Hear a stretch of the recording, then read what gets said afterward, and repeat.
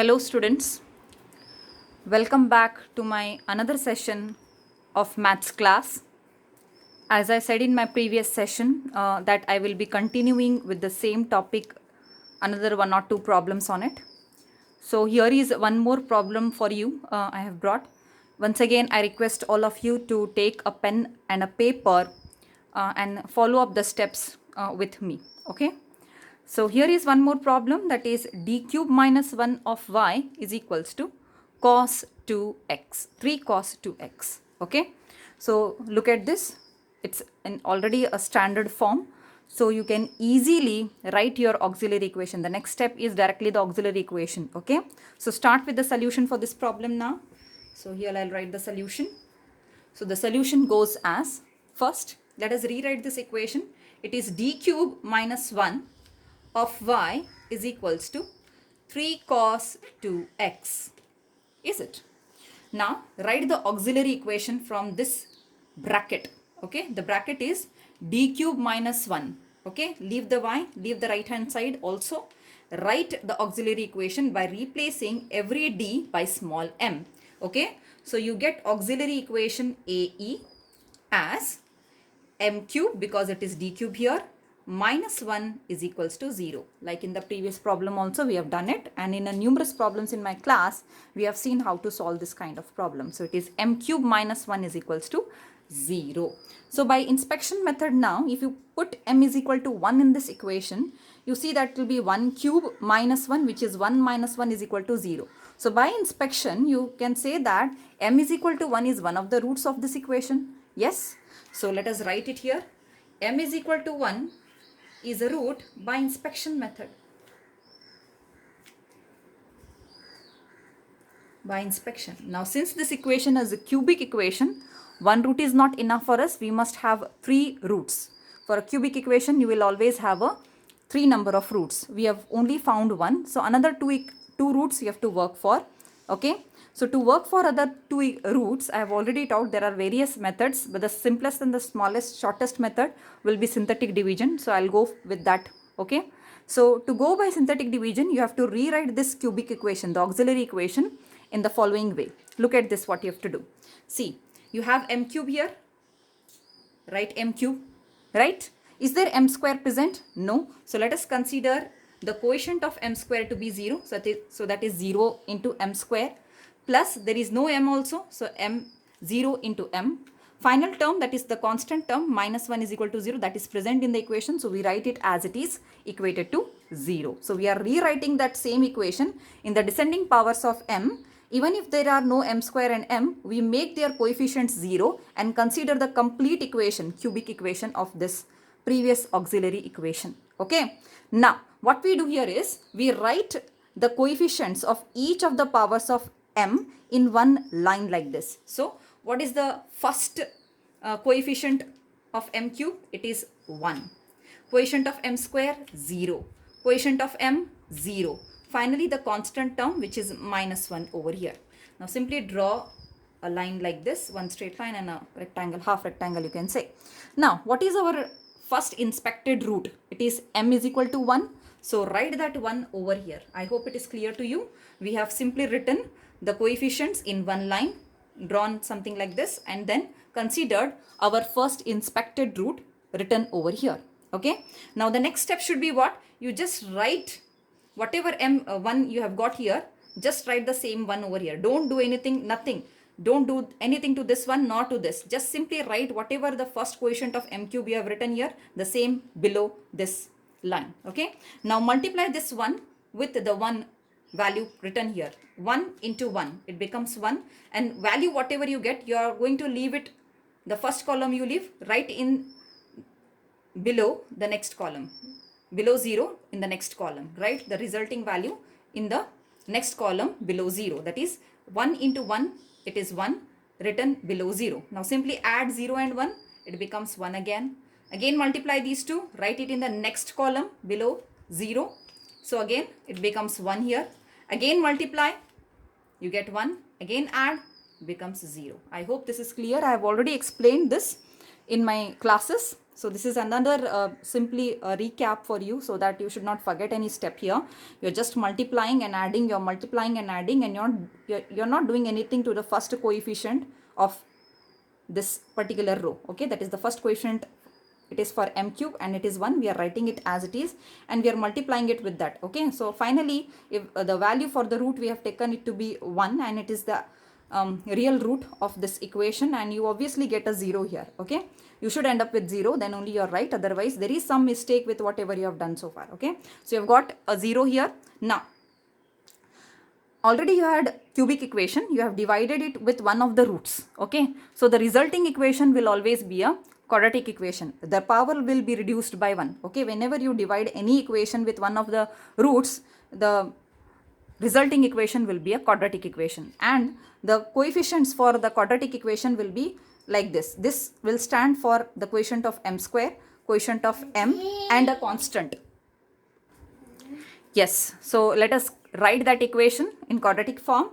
So it should be m square plus m plus 1 is equals to 0.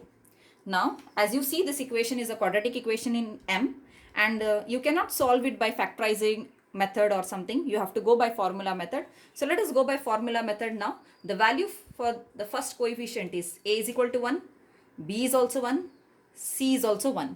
That is, yes, you just see this, and the value for m is given by m is equal to minus b plus or minus root of b square minus 4ac divided by 2 times a. So let us substitute it. Yes, let us substitute it. So m is equals to minus 1 plus or minus root of 1 minus 4 into 1 divided by 2 times 1.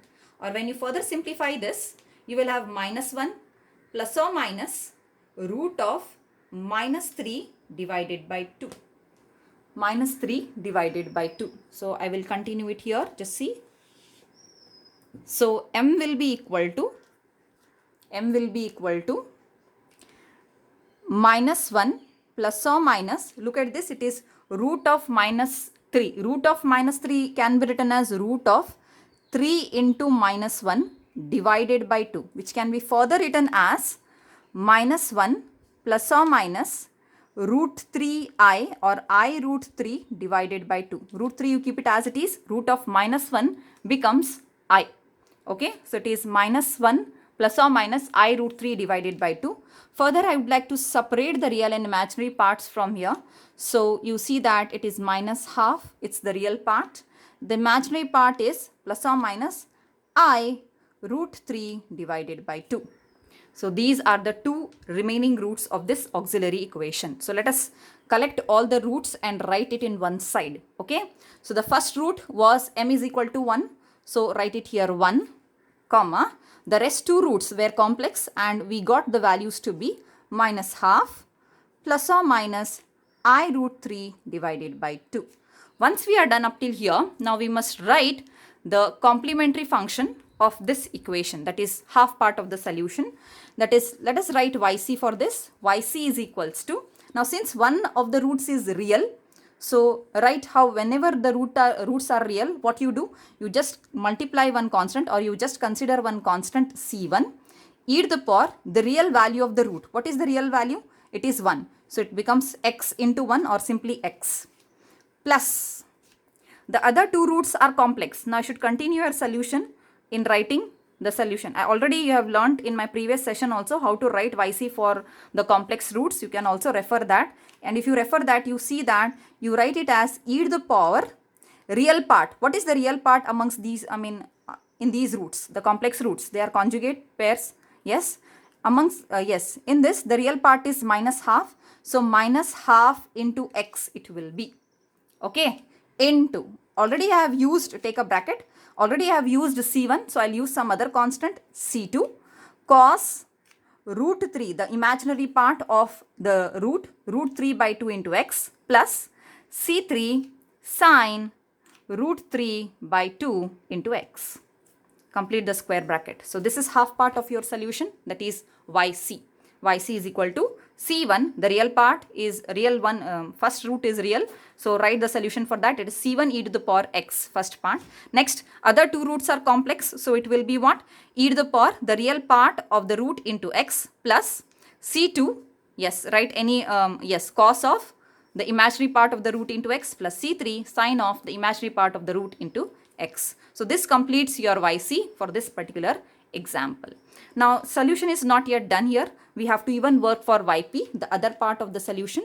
That is from this again, from this equation again, we are going to separate our y, okay, and write the solution for our YP, that is particular integral we are going to work, okay. And YP is written how? I have also explained this in my previous session, also in my class. So how it will be? It will be 3 cos 2x divided by d cube minus 1. You separate your y from that, you get yp is equal to 3 cos 2x divided by d cube minus 1. So this is your particular integral. Now to solve for this, however, there is one single term in the numerator. It's going to be simple. You don't have to reduce or something like that. 3 is however constant. Okay, that's not a problem. Then rule for this is what? You replace d square by minus a square. And what is a over here? It is 2. Right? The quotient of x, it is 2. Right? So here d square must be replaced by minus 2 square, or that is equal to minus 4. Right? But here, do you find d square? No. There is only d cube. But all of you all are missing one point. You can write d cube as d into d square. Right? Then substitute this d square as minus 4 in this. Is it? So let us go for it. So your yp becomes 3 cos 2x over d into d square minus 1, which is the same. D into d square is d cube. Now here in this, you can substitute this d square as minus 4 as per the rule. So it is 3 cos 2x over d into minus 4 minus 1. You are replacing d square by minus 4. Or further, when you simplify this, it is 3 cos 2x over minus 4d minus 1. So this is what you end up with. Okay. Now further, I'll continue it here. Please follow. So now see here, yp it is. Now from the denominator, I can take minus sign common. Okay. Take minus sign common from the denominator. So it becomes 3 cos 2x divided by minus of 4d plus 1, because I have taken minus sign outside. Now you have to eliminate this d from the denominator. That is, you cannot solve it until you have d square in the denominator, because the rule says whenever there is trigonometric function sine or cos ax in the numerator, you replace every d square. Whenever it is d, you have no rule for that. You cannot simplify it. You have to get a d square in the denominator. So for that reason, what we do here is we take this bracket, okay, and we divide and multiply this term by, yes, if it is 4d plus 1 here, we divide and multiply it by 4d minus 1. So right here, divide and multiply by, I'll write it in better way. Okay, 1 minute. Yes, divide and multiply by 4d minus 1. So just to get a d square in the denominator, what we do here is we divide and multiply this complete term by 4d minus 1, because our rule we cannot apply until there is d square in the denominator, and simply if we have d, we cannot work with that. So yp will be 3 times cos 2x divided by, you can take that minus sign in the numerator also, because look at this minus sign, you can take it to the numerator. So it is minus here now. It is 4d plus 1 in the denominator. So what I am doing to this, I am dividing and multiplying by 4d minus 1. So it becomes multiplied by 4d minus 1 divided by 4d minus 1. This is how we do it. Okay. Now when we do this, yes, please pay attention here. See, you are going to multiply this bracket to this term. Okay. Now while multiplying, I ask all of you to be very careful. Okay. So what you are going to do? See, first you are going to multiply this 4d with this minus 3 cos 2x, and then multiply this minus 1 with this minus 3 into cos 2x. So let's do that. So 4 into 3, because however they are constant, so write their multiplication. 4 into 3, it becomes minus 12 because there is minus sign here. 4 into minus 3, minus 12. D of, derivative of, d of, you are multiplying it like this, d of cos 2x. Okay, just look at this. 4 into 3, because separate the constant terms and multiply. 4 into minus 3, it becomes minus 12. There is derivative d. This d I have already explained a number of times in my class. The capital D is nothing but d by dx, is it not? So let us write that as d only, capital D only. Capital D of cos 2x minus, now we are done with the multiplication of 4d with this term. Now there is minus sign here, minus 1 into minus 3, it becomes plus 3 cos 2x divided by, now here it is a plus b into a minus b form, 4d plus 1, 4d minus 1, it becomes what? 16d square minus 1, is it not? Yes. Now this is equal to minus 12. Now I have already told you what is d by dx of cos 2x. This capital D is nothing but d by dx, is it not? So if you substitute that d by dx over here, it is nothing but minus 12 d by dx of cos 2x. What is derivative of cos 2x? D by dx is nothing but d by derivative of cos 2x. What is derivative of cos 2x? It is minus 2 sin 2x. Derivative of sin, cos is minus sin, always remember. So minus 2 sin 2x plus, there is no derivative written as such here, so write it as it is, 3 cos 2x divided by 16d square minus 1. Is it clear to all of you? Now this is equal to, further if you multiply this, it becomes 24, 12 2s are 24, minus of minus plus sin 2x plus 3 cos 2x over 16d square minus 1. Now you can do it either way. You can either separate the terms and write the final answer. Okay, so it is 24 sin 2x divided by 16d square minus 1 plus 3 cos 2x divided by 16d square minus 1. Okay, now here also there is d square here, there is d square here, and one single trigonometric term in the numerator, that is here it is sin 2x, here there is cos 2x. You can simply replace d square by minus a square. Okay, now minus a square, the value for a here is also 2, here also it is 2. So it becomes d square changing to minus 2 square, or that is equal to minus 4. So let's do that here. So let's continue here in this plain part.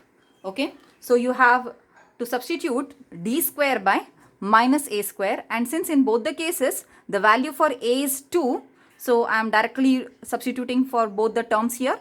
So your yp is equals to 24 sin 2x over 16 into minus 4, because you are putting d is equals to, d square is equal to minus 4 minus 1 plus 3 cos 2x divided by 16 into minus 4 minus 1, or that is equal to 24 sin 2x over minus 64 minus 1 plus 3 cos 2x divided by minus 64 minus 1. 16 into 4, 64, and there is minus sign here, so take that up, multiply it and take it outside. So now further both the denominators are same, so let us write it together. It is 24 sin 2x divided by minus 65 plus 3 cos 2x divided by minus 65, or that is minus 1 by 65 into 24 sin 2x plus 3 cos 2x. This completes the solution for your yp. Okay, so let us write the final answer, the general solution. GS y is equal to yc plus yp. Yc is here, your yp is here. Okay, let's both write it together now. It is c1 e to the power x plus e to the power minus half into x, c2 cos root 3 by 2 into x plus c3 sine plus c3 sine root 3, excuse me, so it is c3 sine root 3 divided by 2 into x. This is only yc for you. This part is done. Plus yp you have to write. So already there is minus sign here.